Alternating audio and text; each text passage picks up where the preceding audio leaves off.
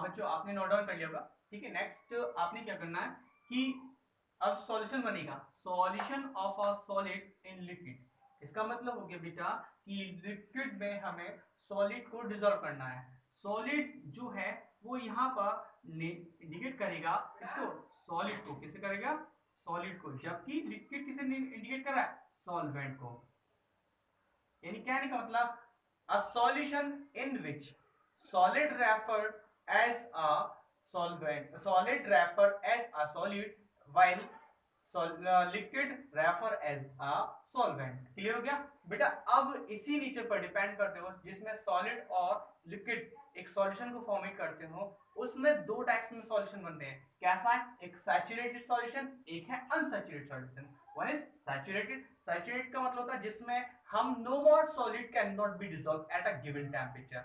एक ऐसा सॉल्यूशन जिसमें एक डेफिनेट टेम्परेचर पर कोई दूसरा और सॉलिड नहीं डिसॉल्व, यानी सॉलिड की क्वांटिटी एक फिक्स रहे, एक फिक्स। सपोज दैट कि एक ग्लास में मैंने क्या करा, एक नॉर्मल टेम्परेचर हमारा रूम टेम्परेचर, उस रूम टेम्परेचर पे एक ग्लास में मेरे 3 चम्मच ही चीनी घोली जा सकती है, 3 चम्मच है 4 चम्मच है।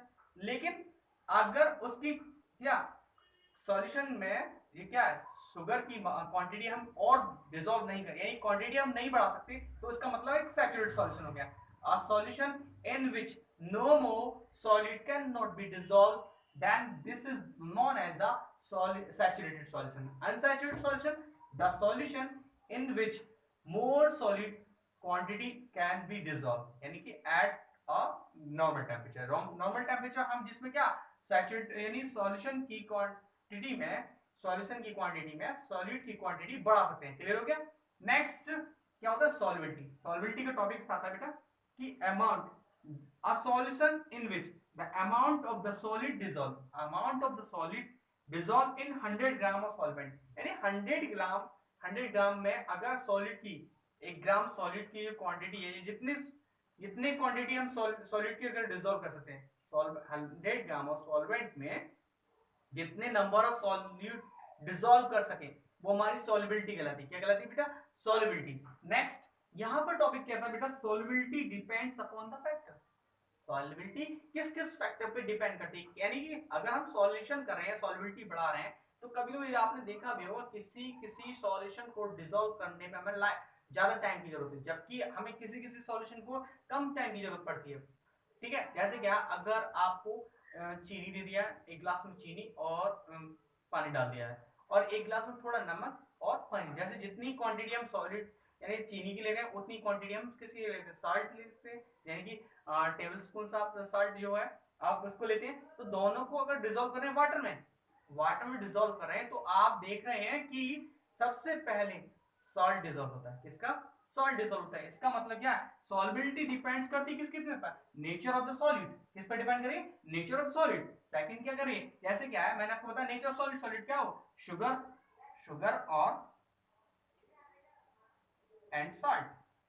साल्ट और शुगर को जब मैं डिसॉल्व करूं वाटर में, तो देख रहा हूं कि साल्ट सबसे पहले डिसॉल्व हो रहा है, जबकि शुगर की क्वांटिटी कैसे थी, जो डिसॉल्व होने में लेट हो रही है। ठीक है।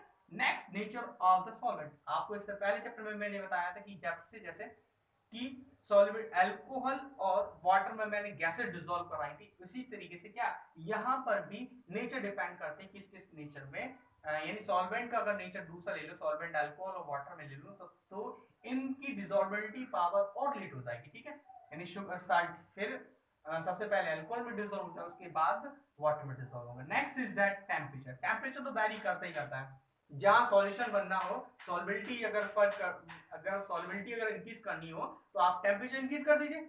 इंक्रीज जैसे ही टेम्परेचर इंक्रीज करते हैं तो आप देखते हैं किसी का सॉल्यूशन फॉर्मेशन करने में जल्दी जाता है। जैसे क्या है आपने देखा हो, चाशनी बनानी है, वक्खर बनाने में क्या करते हैं, शुगर को हम वाटर में डिसॉल्व करते हैं। अगर आप नॉर्मल हाथ से घोलते रहे तो नहीं घुलेगी, और वही शुगर को आपने क्या करा, टेम्परेचर यानी हीट देने के बाद आपने डिसॉल्व करना शुरू कर दिया, तो आप देखते हैं कि सबसे पहले किसकी, जो नॉर्मल टेम्परेचर और गिवन टेम्परेचर पर देखेंगे, गिवन टेम्परेचर की जो सॉल्यूशन होता है वो जल्दी रेडी हो जाता है, जबकि नॉर्मल टेम्परेचर पे जो सॉल्यूशन होगा वो लेट रेडी होगा। तो ठीक है, आप नोट डाउन कीजिए। ठीक है बेटा। नेक्स्ट अब या प्रश्न ना ना अभी कुछ मत करना, अब रेड पे दबाना है, अभी नहीं, जैसे ओके करने के बाद ऊपर वाला ओके करना है तो प्ले हो जाएगा। ये 2 और लाइन वो अरे वो यार सुनो, 20% बैटरी आ गई थी, वो उसका आया, मैंने वो कर दिया उसे। किसकी 20% बैटरी? तुम्हारे इसमें लिखा हुआ था 20% बैटरी। चलो कोई बात नहीं, अब रहने दो, कोई बात नहीं, कोई बात नहीं, कोई बात नहीं, नहीं, अब हाथ चल मत रही करना। चल रही है।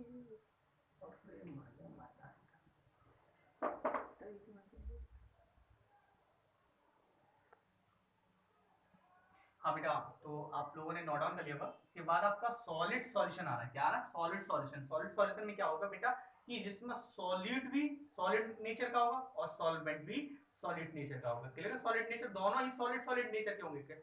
सॉलिड सॉलिड सॉलिड में होगा, सॉलिड में होगा और सॉल्वेंट भी सॉलिड में। ठीक है बेटा, जैसे क्या है, आपने पीतल देखी होगी, पीतल, पीतल में कॉपर और आपका क्या होगा, मोस्टली कॉपर और टिन मिल जाता है, और भी कई सारे नेचर होते हैं, जैसे क्या दीज आर होमोजीनियस नेचर। क्यों बेटा होमोजीनियस क्यों बोला? इसने होमोजीनियस इसलिए बोला क्योंकि जब ये दोनों आपस में मिलते हैं, सॉलिड सॉलिड जब आपस में मिलते हैं, तो बेटा इन दोनों से फॉर्मेशन होता है, तो बेटा कभी भी अलग नहीं होते हैं। ठीक है, इसे हम यानी डाइवर्ट नहीं करते, नहीं कि हम इसे डिवाइडेड नहीं कर सकते। क्लियर हो गया? So that is called a homogeneous nature. Clear हो गया? होमोजीनियस नेचर के अकॉर्डिंग हमने क्या करा, हमने दो पार्ट में डिवाइड किया है। पहला is substitutional solid solution, second is the industrial solid solution. Substitutional का मतलब है सब्स्टिट्यूशनल, आपने एक 10th क्लास में सब्स्टिट्यूशनल मेथड के अकॉर्डिंग देखा होगा, या फिर मैथ में भी इक्वेशन सुनी होगी कि आपको क्या करना है, उसकी जगह कोई दूसरा प्लेस रखना है। तो इसी तरीके से क्या सॉलिड ऐसी जगह प्लेस ऑक्यूपाई करते हैं जहां उनका क्या होता है, जहां उनका नेचर कैसा एक सा होता है, यानी कि थोड़ा थोड़ा बहुत ही इनका नेचर थोड़ा कैसा, इनके जो सॉलिड के पार्टिकल होंगे, सॉलिड के जो पार्टिकल होंगे पार्शली कैसे होंगे, स्मॉलर होंगे। पार्शली स्मॉलर का मतलब यानी कि नेचर वाइज एकदम सेम होंगे। क्लियर हो गया? तो इसमें जो सॉल्यूशन बनता है जैसे सिल्वर एंड कॉपर हो गया, सिल्वर और कॉपर का जो का सॉल्यूशन होता है वो आपका कैसा होता है, सब्स्टिट्यूशन सॉलिड सॉल्यूशन होता है। इसमें क्या होता है कि the solute have a partially smaller nature comparison than to the solvent particle। Clear हो गया?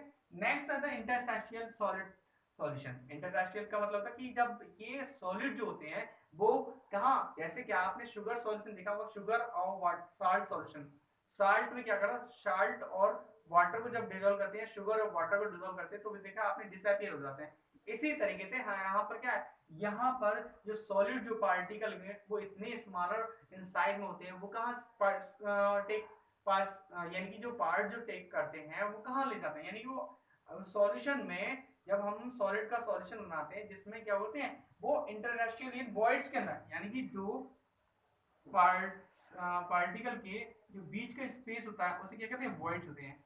वो क्या कहते हैं, वो जो पार्टिकल होते हैं वो इतने स्मॉल होते हैं, वो कहाँ स्थान ले लेते हैं, वो बेटा यहाँ इनके बीच में इन वॉइड्स में जाकर सेट हो जाते हैं।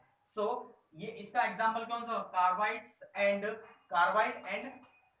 हाइड्राइड्स। कार्बाइड एंड हाइड्राइड का एक सॉल्यूशन है उसका, जैसे कार्बाइड एंड हाइड्राइड का सॉल्यूशन है, जैसे आपने टिन का भी टीन देखा होगा, लोहे की टीन देखा होगा, तो उसमें कार्बन और आयरन मिला होता है जिसकी वजह से उसके हार्डन नेचर का होता है। क्लियर हो गया बेटा?